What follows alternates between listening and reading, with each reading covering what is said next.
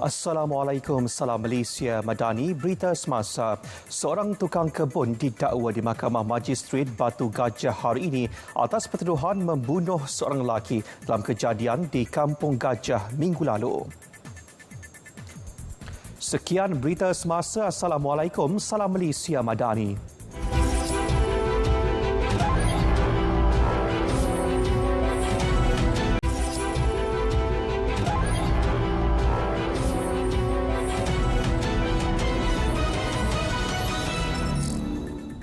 Assalamualaikum dan salam Malaysia Madani. Malaysia melihat potensi besar untuk memperluas kerjasama dengan Rusia dalam beberapa bidang baru, ia termasuk kecerdasan buatan AI, digital, keselamatan siber dan pertanian moden. Sekian berita semasa. Assalamualaikum dan salam Malaysia Madani.